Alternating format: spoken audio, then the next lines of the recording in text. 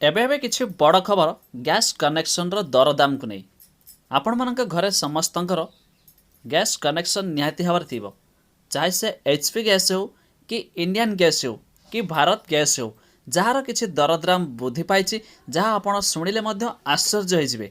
पूर्वरु जहाँ थिला एही नवेम्बर मास पहिलारो माने आज ठारू नुआ रेट बाहरी आसीछि। तेबे केते टंका वृद्धि पाइछि आ आपण केते टंका दे किनि पारिबे जदि आपणकर सब्सिडी गैस होइथाउ किंबा आपणकर कमर्शियल जहाँ कि घरोई गैस मध्य होइथाउ ए सब उपरे समस्तक उपरे नुआ रेट बाहरी आसीछि। आपण शुणिले मध्य आश्चर्य बे होइजिबे।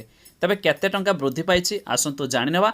ता पूर्वर वीडियो गोटे लाइक कर दियंतु आ आम चैनल से जोड़िया पई एबे सब्सक्राइब करंतु पाखर आसुवा घंटी चिन्ह को दबाई दियंतु।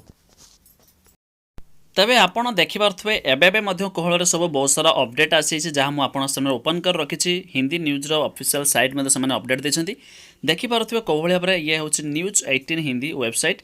नवेम्बर के पहला दिन 76.50 महंगा हुआ रोसई गैस सिलिंडर जहाँकि से कहूँ 76.50 घरोई रोसई गैस उपर आपन को लगी जाइए। पूर्वर केते टंका थिला एबे केते टंका है आपन संपूर्ण कहबी देखिबार तो ये मध्य अमर उजाला से मध्य कोहरे अपडेट आसी 76 रुपया महंगा हुआ घरोई रोसई गैस सिलिंडर जहाँकि एबे किछि बड़ अपडेट आपन समस्ते जानि पारिले। एबे गैस मूल्यर दरदाम वृद्धि जहाँकि आज ठारू लागू होइछि।